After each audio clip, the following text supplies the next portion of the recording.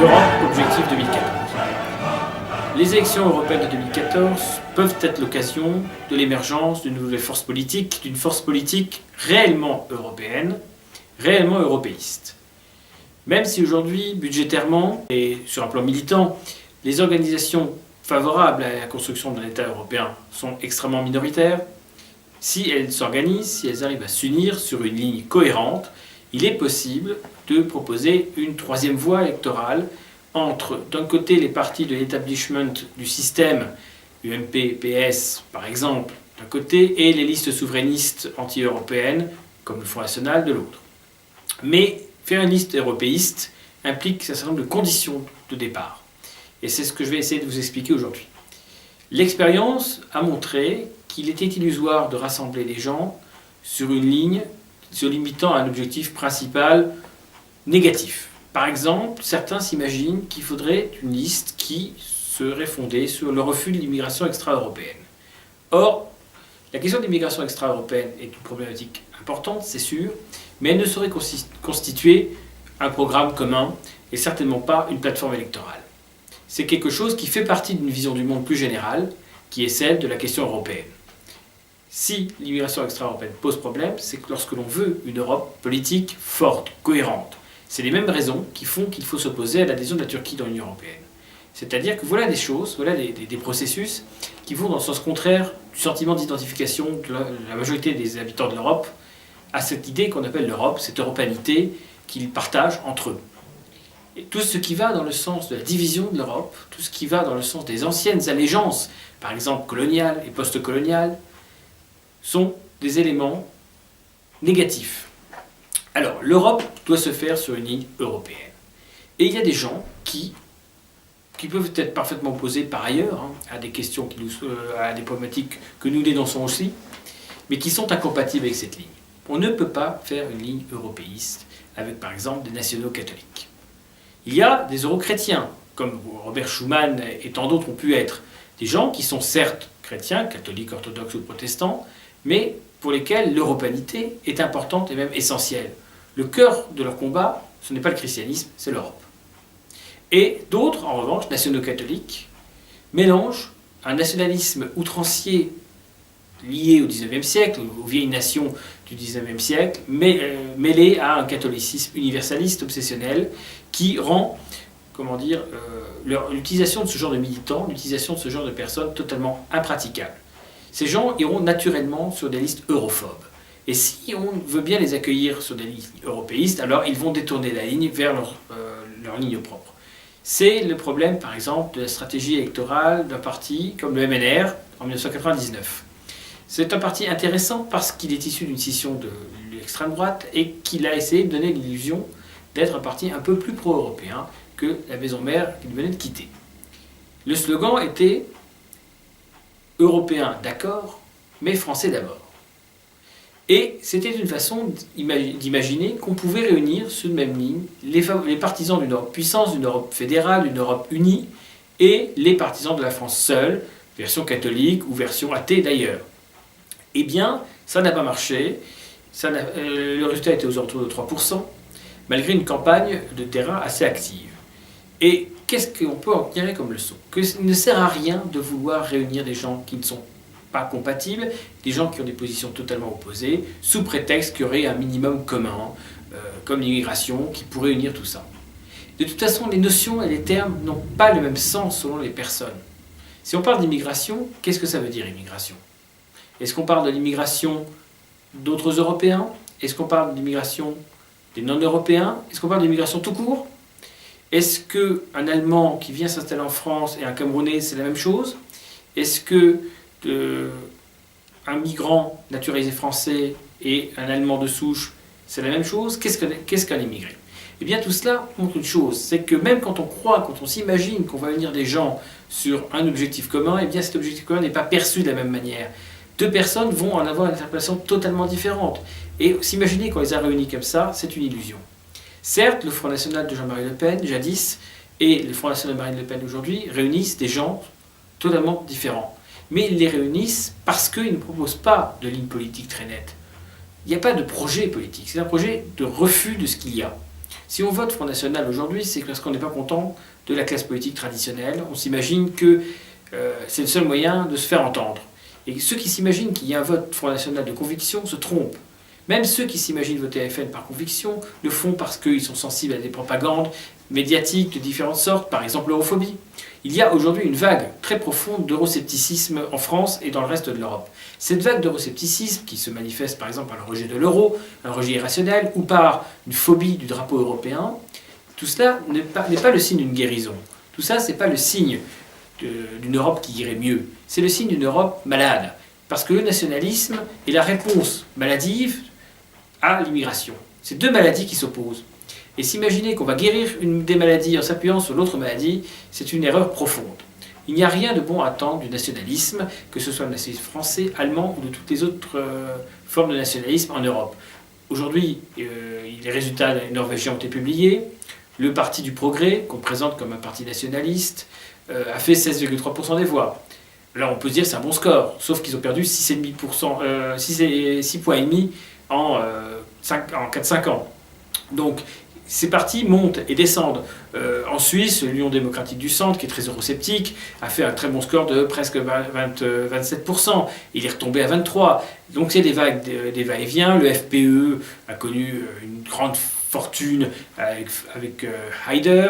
Ensuite, Haider a refusé de faire partie de la coalition, mais son parti, lui, en était membre. Le parti s'est donc effondré. Maintenant, il remonte la pente avec Hans Christian Strahe, pardon. Mais tout cela n'a débouché sur rien. C'est un parti qui a 40 ans d'âge. Le Front National existe depuis 1972.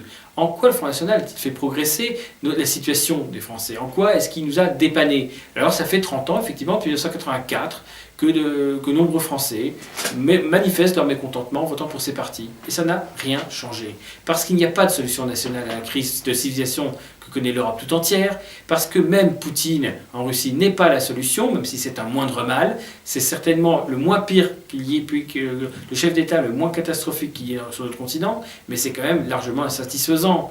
Et on voit bien que le russe de la rue, avec les dernières élections à Moscou, Navalny a fait presque 30%, malgré une propagande très hostile, malgré des accusations de corruption, etc.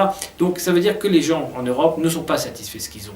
Alors quand on vote Sarkozy et qu'on est déçu, on vote Hollande. Et on est encore plus déçu. Et peut-être que dans 4 ans, on va voter Fillon. Fillon qui aujourd'hui est en train de durcir le ton. Il durcit le ton parce qu'il faut se manifester un durcissement par rapport à Copé. Mais quelle est la sincérité derrière tout ça? Ce sont que des petits jeux tactiques. Tous ces hommes politiques changent d'idée comme de chemise en fonction de l'air du temps, du dernier sondage ou du dernier gala. Voici, c'est à ce niveau-là de politique qu'on est. C'est-à-dire que les gens qui prennent des décisions n'y connaissent rien.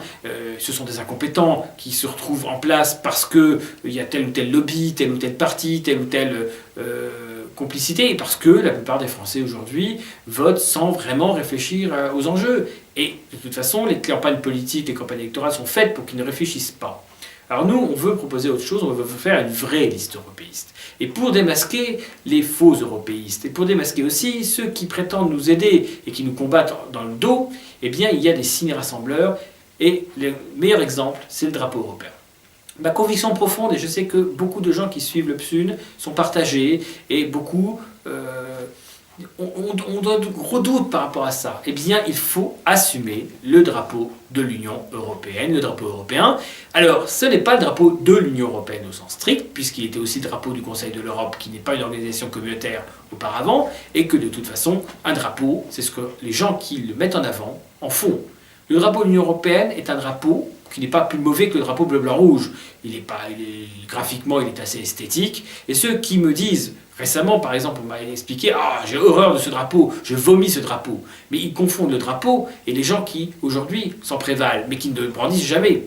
D'une manière provocatrice, je vais dire que le drapeau Union européenne a un seul défaut, c'est que ce n'est pas un drapeau de sang, ce n'est pas un fanion de sang. C'est-à-dire que personne n'est mort avec ce drapeau à la main. Et effectivement, dans les grands combats nationaux, comme la Grèce devenant indépendante de l'Empire ottoman, eh bien on brandit le drapeau de la patrie, et il est plein du sang des combattants, de ceux qui ont voulu que la France de 1789, l'Allemagne de 1870 et tant d'autres choses puissent émerger. Le drapeau allemand, drapeau de la Révolution allemande de 1848 qui a été étouffé dans le sang. Le drapeau italien a aussi été mis en avant par Mazzini et Garibaldi. Donc le drapeau de l'Union européenne n'a pas eu malheureusement ce baptême du sang. Alors on pourrait se dire que c'est terrible de dire il faut un baptême du sang. Et bien pourtant historiquement, tous les drapeaux qui ont eu une importance avaient été ceux brandis par des gens prêts à mourir avec ce drapeau devant eux. Eh bien le drapeau de l'Union européenne, nous allons le brandir. Et si nous avons des martyrs, nous aurons nos martyrs, nous souhaitons qu'il n'y en ait pas, évidemment, mais nous en aurons peut-être parce que nous combattons pour la liberté de l'Europe, nous combattons pour l'identité de l'Europe, nous combattons pour l'Europe éternelle et l'Europe de l'avenir, l'Europe du futur. Et ce combat-là, c'est un combat noble devant lequel tout doit fléchir. Or, j'en ai assez, moi, des petits égos, de X ou Y personnes qui prétendent avoir à peu près les mêmes idées que nous et qui se révèlent incapables de travailler avec nous sous des prétextes fallacieux et franchement discutables. Notre ligne est cohérente. Nous ne demandons pas une soumission, nous demandons une convergence, un travail commun. Et bien donc ça veut dire assumer ce drapeau de l'Union européenne, car nous l'assumerons contre la Commission européenne de Barroso, et contre M. Schulz, et contre le candidat du PPE qui sera présenté, et contre M. Cohn-Bendit ou ses héritiers, puisque lui ne sera plus candidat. Ce drapeau de l'Union européenne, c'est une arme de destruction massive contre le système en place. Et ça, il faut le dire. Le drapeau bleu-blanc-rouge français a eu son importance historique. C'est terminé. Aujourd'hui, c'est le drapeau de l'Union européenne qui va être le symbole de la révolte des Européens contre la Commission de Bruxelles et contre tous les États nationaux, contre tous les gouvernements qui nous ont trahis, qui nous trahissent et continuent de nous trahir. Ça, c'est un discours européen révolutionnaire. Nous sommes comme en 1789, avant les États généraux. Nous sommes comme en 1870, avant que la Prusse unifie l'Allemagne. Nous sommes comme Garibaldi en lançant sa croisade contre la monarchie de Naples. Nous sommes en guerre contre nous-mêmes, nous sommes en guerre contre notre civilisation déclinante pour que nous semions en elle le germe de la Renaissance. Et ça, c'est un combat qui est le combat d'une ville, la mienne, et le combat de tous ceux qui se reconnaissent dans ce discours-là, et ils sont très nombreux. Et je regrette d'être obligé d'être quasiment tout seul à tenir ce discours-là, parce que personne n'a le courage de le faire. J'aimerais bien qu'il y ait beaucoup de gens qui pensent comme nous, et qui soient là, à ma place, pour le dire. Mais malheureusement, à chaque fois que j'ai l'impression que quelqu'un peut le dire mieux que moi, à chaque fois que j'ai l'impression que je vais travailler avec quelqu'un que ça va être utile, je suis déçu, je suis lamentablement déçu par une nature humaine qui n'a pas compris que notre combat était le combat essentiel de notre civilisation. Eh bien, je le dis, malheureusement, les gens qui se prétendent défenseurs de l'identité européenne aujourd'hui ne sont pas dignes de cette identité, ils la trahissent par leur inaptitude à vouloir tout sacrifier pour l'Europe. Sacrifier leur argent, sacrifier leur ego, sacrifier leur honneur, sacrifier tout pour cette cause-là. Eh bien non, les petits égoïsmes, les petites sensibilités, ah oui, mais moi je suis de tel QI, ah ben moi j'ai fait ci, ah ben moi j'ai fait ça, ah ben moi je suis là, et moi je suis ici, et je suis passé par là, et je suis passé par ailleurs, on s'en fout. Lorsqu'on se bat pour l'Europe, on donne tout. Alors il y a une figure qui est contestée parce que c'est quelqu'un qui a été marqué par une idéologie d'extrême droite, mais tant pis, je vais le dire, c'est Dominique Wenner. Dominique Wenner, on est d'accord ou pas avec ce qu'il a fait. N'empêche qu'il est mort pour l'Europe. Quelle que soit la vision de l'Europe qui était la sienne, que ce soit celle que vous partagez vous, que ce soit celle que vous ne partagez pas, eh bien, il est mort pour votre civilisation, pour l'Europe. Et tous ces gens qui se prévalent de lui, tous ces gens qui lui ont rendu hommage, eh bien, qu'est-ce qu'ils ont fait derrière? Est-ce qu'ils ont compris le message?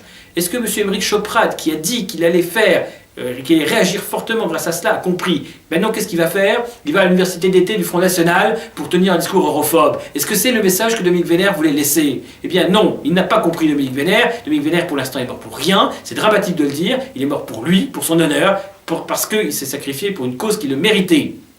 Alors moi, je n'ai pas ce courage-là, et je n'ai pas le goût pour ce genre de choses. Par contre, ma façon de combattre pour l'Europe, c'est de tenir le discours que je tiens aujourd'hui, que je tiendrai demain, et que je continuerai de tenir après-demain, jusqu'à ce qu'il ne me reste plus une goutte de sang dans les veines. Voilà. Alors on peut me prendre pour un mégalomane, pour un utopiste, et tout ça ne m'importe peu. Si ce discours que je vous tiens, il vous parle, si vous dites, c'est pas con ce qu'il dit, ou que vous dites, ben c'est vrai, que l'Europe aurait intérêt à s'unir. Et moi je sais qu'en discutant avec beaucoup de gens de tous les milieux, de toutes les classes sociales, qu'il y a ce besoin d'Europe, que tout le monde le comprend, que des gens me disent « oui, l'Union européenne nous a trahis, l'Union européenne c'est nul », et puis je leur tiens le discours que je tiens là, et puis ils changent d'avis à 180 degrés en 10 minutes chronomètre. Pourquoi? Parce qu'ils savent très bien que ce que je dis, c'est ce qu'ils pensent, mais ils n'y croient plus. Eh bien, aidez-nous à y croire à nouveau, aidez-nous.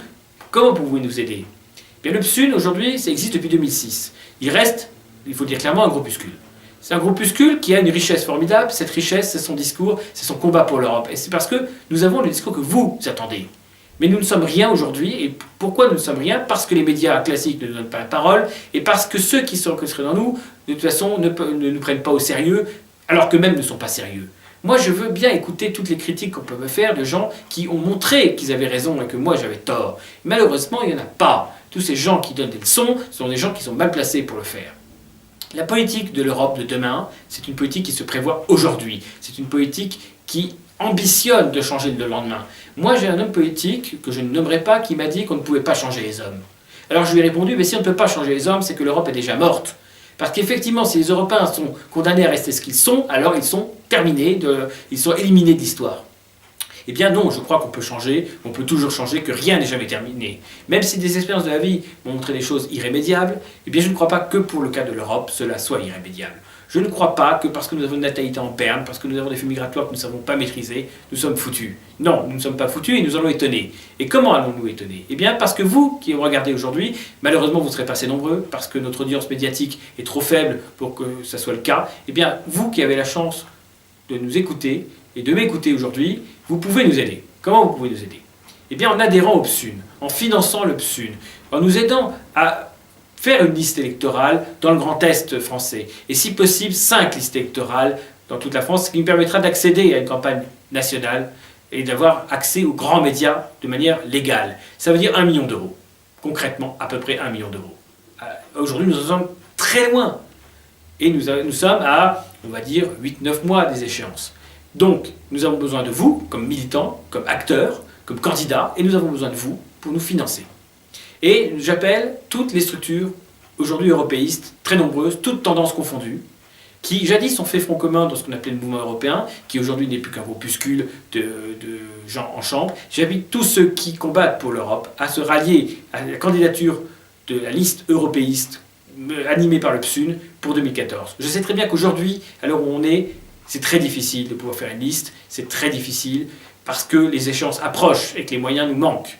Mais ça peut changer. Donc je m'adresse également à tous les chefs de structures politiques qui se reconnaissent dans une Europe authentique et européenne. Je les appelle à me soutenir, à agir avec moi, à mes côtés, en égo, pour que cette liste européiste que nous ambitionnons de faire fasse un carton, fasse très mal à Marine Le Pen qui s'imagine qu'elle sortira première des élections européennes de 2014, ça fera très mal à l'UMP et son arrogance et sa nullité, il fera encore plus mal au PS gouvernemental qui pense plus à aller faire la guerre en Syrie qu'à aller faire la guerre dans les banlieues. Et bien tout cela, tous ces gens qui vous ont trahi, tous ces gens qui nous trahissent, qui me trahissent aussi en tant que citoyen, eh bien nous pouvons leur dire non, nous pouvons leur dire quelque chose d'autre est en train d'émerger. Et c'est pas l'extrême droite de grand-papa qui ne sert à rien, et c'est pas l'extrême gauche de Jean-Luc Mélenchon qui non plus ne sert à rien. C'est pas en allant ramener les vieilleries du nationalisme de Poujade et équivalent, ou bien le communisme nostalgique de Brejnev qu'on va sauver l'Europe. Et lorsque Poutine, par exemple, tombe dans la nostalgie stalinienne, de la même façon, il se trompe de combat. Aujourd'hui, le combat, c'est vers l'avenir, c'est pas vers le passé. Alors, le passé le plus lointain, si, parce qu'en nous enracinant dans cette mémoire la plus ancienne de l'Europe, dans l'Europe antique, dans l'Europe païenne, dans l'Europe historiquement la plus authentique, c'est ainsi que nous allons pouvoir redevenir ce que nous sommes, comme le disait Nietzsche, et en redevenant ce que nous sommes, nous vaincrons. C'est ça le combat de l'Europe de demain. Voilà, je ne suis rien et vous êtes tout parce que vous avez le pouvoir d'être tout. Mais aujourd'hui, vous n'êtes rien non plus. Parce que chaque citoyen européen séparé n'est rien. C'est juste un maillon d'une chaîne que le système écrase.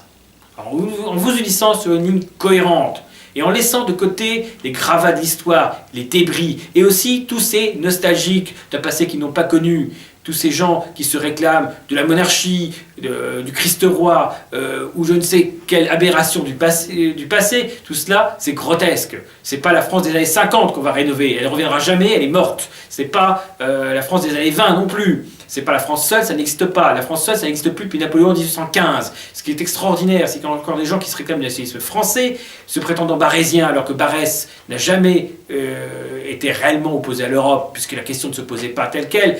Barès était la terre et les morts. La terre d'Europe et les morts d'Europe, ça existe aussi.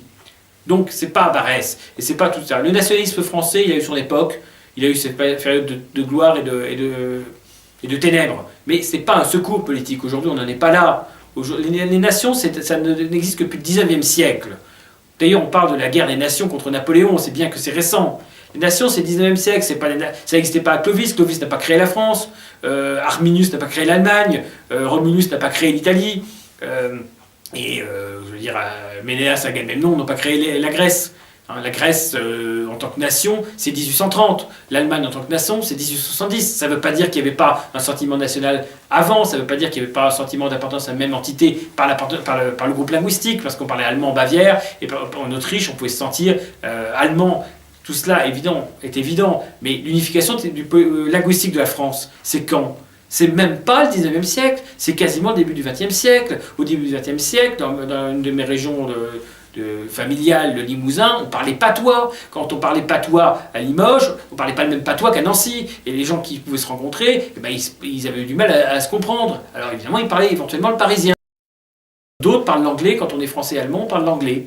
Parce qu'on essaie de se faire comprendre. Mais c'est la même chose. L'unification territoriale et linguistique de la France est extrêmement récent. Et puis ça s'est fait dans des conditions ignobles. Par exemple, en Bretagne, où les jeunes Bretons se voyaient interdire de parler leur langue parce que l'État français jacobin considérait que seul le français était une langue digne. Mais le français, comme langue supérieure, c'est pas mieux que les Allemands considérés comme race supérieure. C'est la même logique. En quoi la langue française, qui est une langue parfaitement respectable et belle par ailleurs, serait supérieure à la langue allemande, la langue bretonne ou la langue basque. Il faudrait m'expliquer en quoi. En quoi le drapeau bleu-blanc-rouge aurait plus de valeur que le drapeau blanc-rouge de la Russie et de la Serbie. Tout cela est artificiel. Toute cette idée que la France aurait des leçons à donner au monde. Monsieur Hollande qui nous explique que la France c'est pas comme les autres, que la France elle a un devoir d'agir en Syrie, même si tout le reste de l'Europe pense que c'est une connerie. C'est quand même incroyable. Revenons au cas Hollande, parce que profitons de tout ça. Parlons un petit peu de Hollande, parlons un petit peu de la Syrie, des derniers événements de Syrie. Je passe un peu du coq à l'âne là pour une fois, mais ça va avec tout le sens de la politique d'aujourd'hui. Et là, vous voyez, je vais essayer de me livrer au maximum. François Hollande décide, de son propre chef, en tant qu'autocrate, d'une certaine manière, de lancer une croisade, une punition, il parle de punition, c'est quand même pas un terme anodin, contre Bachar el-Assad. Une punition. Mais où est-on? Est-ce qu'on se retrouve au Moyen-Âge, où un seigneur décide de se venger, de punir des serfs qui se seraient révoltés? Non mais de quoi parle-t-on? Tout cela est ridicule. En Syrie, effectivement, il y a l'usage de gaz sarin. On ne sait pas qui a utilisé ce gaz sarin. Certains pensent que c'est le gouvernement, d'autres pensent que c'est les rebelles, la Russie a son avis, les États-Unis ont le leur. Bon. Et qui part en croisade? Qui est le va-t-en-guerre dans cette affaire? C'est même pas Obama. Obama a décidé qu'il fallait intervenir. Mais d'abord, il se dit, je vais demander l'avis de mon Parlement. Et puis là, les Russes font une proposition de neutralisation de l'armement chimique syrien par l'ONU, en disant on va mettre des gens de l'ONU, et la Syrie d'ailleurs a dit oui, pour contrôler l'armement chimique, pour que ça ne se reproduise pas. Eh bien, Obama prend tout de suite son téléphone et parle à Poutine, et ok, c'est réglé. Le va-t-en-guerre Hollande se retrouve tout seul. Il n'y a que lui qui avait décidé de punir. Cameron a été partagé, il a demandé l'avis du Parlement britannique, le Parlement britannique lui a dit non, l'Allemagne a dit non, la Russie a dit non, les États-Unis étaient embêtés, voilà. La France, seule, là encore, a donné des leçons. C'est le syndrome de la grenouille qui veut jouer au bœuf, sauf qu'elle grossit, puis elle explose. Et la grenouille française n'a pas fini d'exploser. Alors effectivement, la grenouille française, sous Napoléon, pouvait essayer de jouer au bœuf. Elle a presque réussi avec le bœuf. Et l'Allemagne a essayé aussi de jouer au bœuf. Et l'Allemagne c'est lamentablement vautrée. Elle a perdu des millions des siens et a reçu l'opprobre international pendant des décennies, et encore jusqu'à aujourd'hui. Donc voilà, la France seule, c'est terminé. L'Allemagne seule, c'est terminé. Quant à la Russie seule, elle n'arrivera jamais à se relever complètement de la chute de l'Union soviétique, qui était une perversion de son identité, mais aussi une forme de continuité. Tout cela montre une chose. L'Italie est morte, la France est morte, l'Allemagne est morte, le Royaume-Uni est mort, l'Espagne est morte, tous les pays d'Europe sont morts. Ils ne font plus d'enfants, ils sont submergés par des flux migratoires inassimilables, ils sont décadents moralement, les seules réformes qu'ils font, c'est les mariages homosexuels. Voilà, c'est ça l'Europe d'aujourd'hui. L'Europe d'aujourd'hui n'a pas d'avenir. C'est une civilisation qui joue ce jeu-là, elle est condamnée par l'histoire dès le départ. Les Romains ont joué un peu ce jeu, on connaît le résultat. Mais les Romains ont pu se relever grâce aux Germains, car les Germains et les Romains étaient d'une même souche, ce qui n'est pas le cas aujourd'hui. Tout cela montre une chose, c'est que ceux qui disent que l'Europe d'aujourd'hui est dans la même situation que l'Empire romain déclinant se trompent. L'Empire romain déclinant était en bien meilleure situation que nous. Et c'est ça qui est dramatique, c'est que nous sommes les héritiers de l'Empire romain. Ça veut dire que l'Empire romain a eu des héritiers. Or, est-ce qu'il y aura demain des héritiers de l'Europe? Pour l'instant, on peut se demander. Eh bien, oui, il y aura des héritiers de l'Europe, c'est vous. Et vous, ça, pourquoi? Eh bien, parce que vous donnerez à des gens comme moi, eh bien, les moyens de vous aider et de faire en sorte que demain, ce ne soit pas M. Hollande ou Mme Merkel qui président à vos destinées, les gens qui vous emmènent concrètement dans le mur, si pas dans le ravin, mais des gens comme vous. En fait, vous, tout simplement, parce que moi, je ne suis que le reflet de ce que vous êtes. Je n'existe que parce que vous existez. Et je défends ce discours que parce que vous êtes là. Parce que l'européanité existe, parce que l'européanité est une réalité, je la défends. Et je la défends parce qu'elle est là en vous et en moi, parce qu'elle est nôtre, et parce que ce combat qui est le mien, c'est d'abord le vôtre.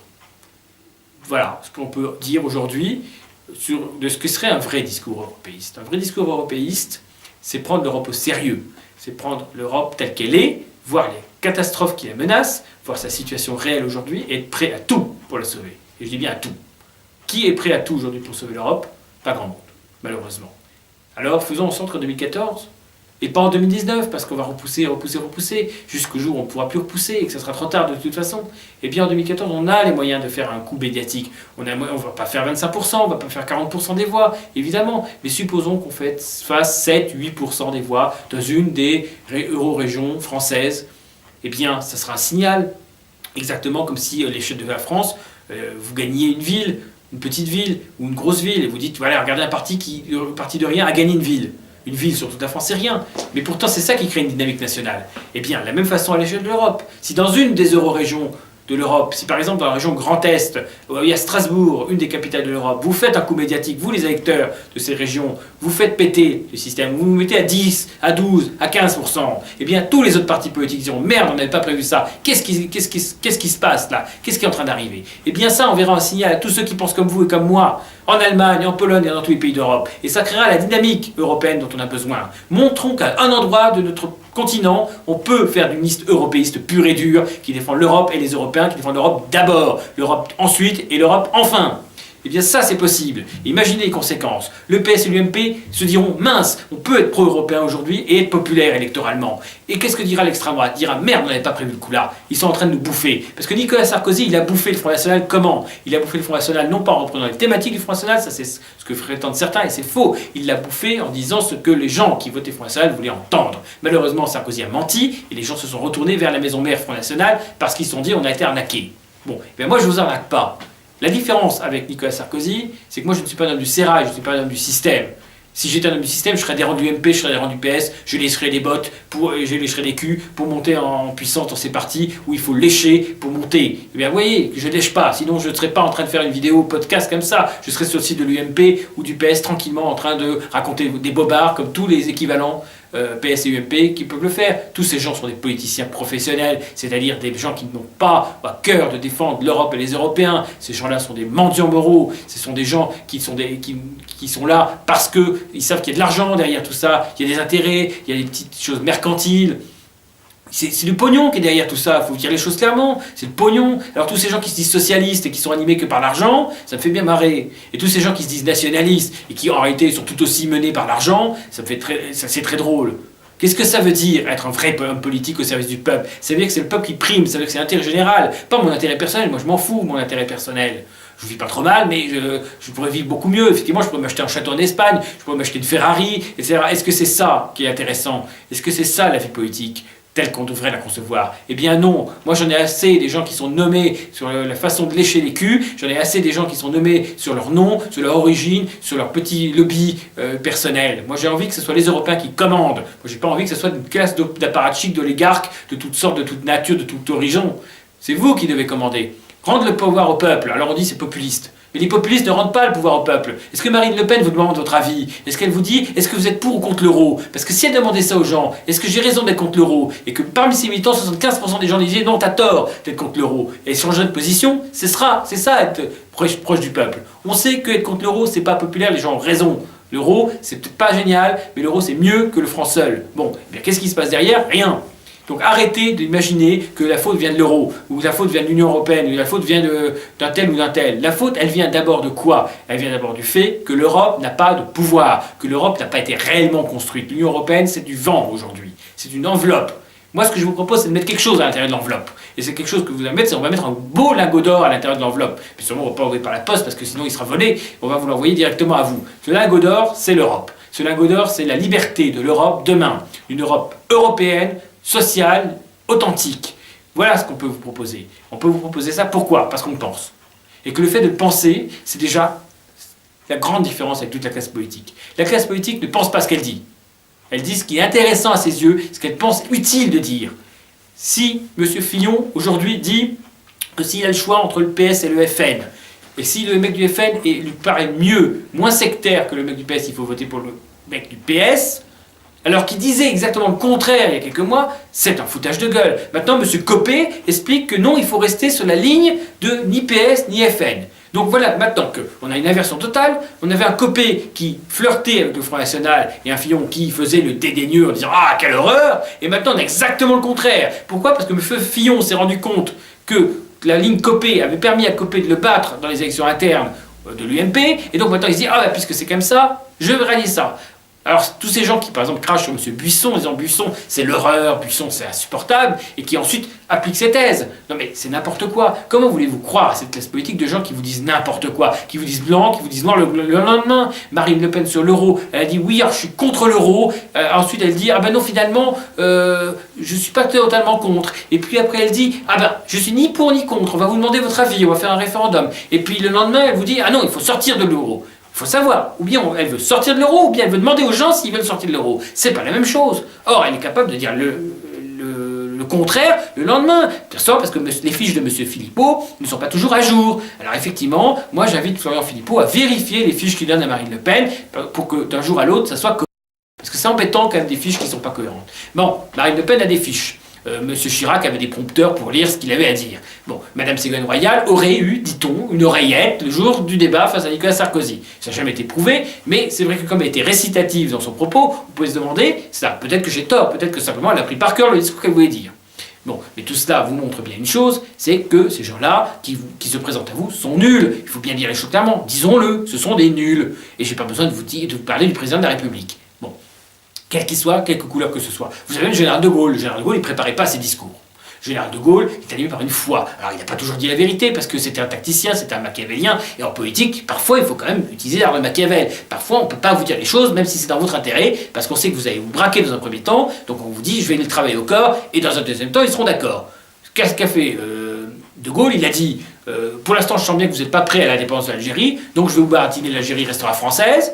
Mais je sais que c'est une connerie, l'Algérie française. Je ne sais pourquoi, parce que les Algériens et les Français, c'est pas le même peuple, et qu'ils n'ont pas de destin commun. Donc De Gaulle le sait, il va pipoter, il va laisser la situation pourrir là-bas, et au moment où les Français ont compris qu'il fallait foutre le camp, eh bien là, il fait le référendum et les accords d'Évian.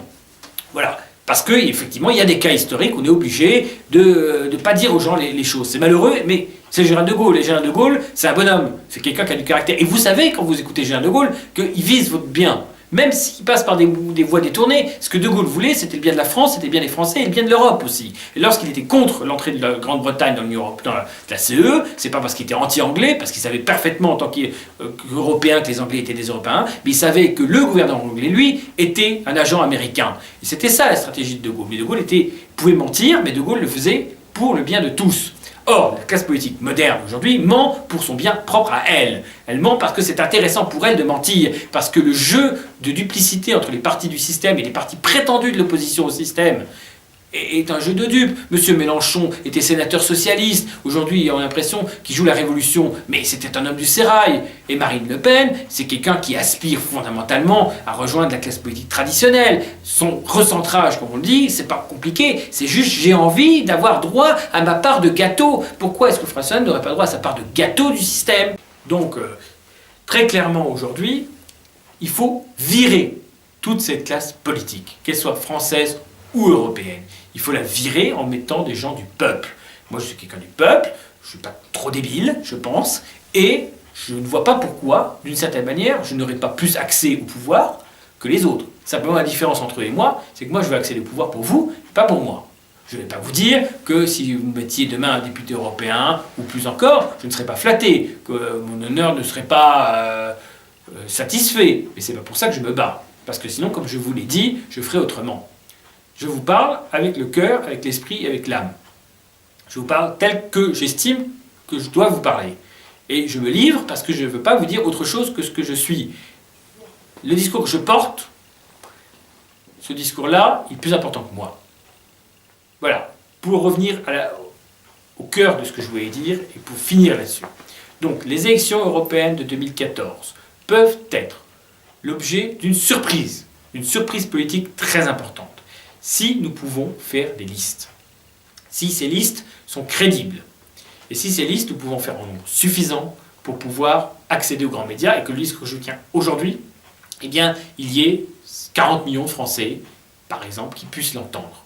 Et ça changera la donne. Je suis prêt à débattre avec tous les adversaires du système. Je suis prêt à débattre, même si aujourd'hui je ne suis pas grand-chose, avec le gouvernement, avec François Hollande, avec Nicolas Sarkozy, avec François Fillon, Jean-François Copé, avec Marine Le Pen, avec tous ces gens-là. Je suis prêt à débattre avec eux, parce que j'ai envie de montrer ce que c'est que la politique de conviction par rapport à la politique d'enrichissement, on va dire les choses comme ça. Ces hommes politiques-là, évidemment, sont très heureux de faire de la politique, c'est parce qu'on prend plaisir à faire de la politique, il faut le dire, mais à quelque niveau que ce soit, la politique, c'est plaisant. Mais c'est d'autant mieux lorsqu'on se bat pour une noble cause et lorsqu'on se bat pour les autres. C'est ça qui compte en politique.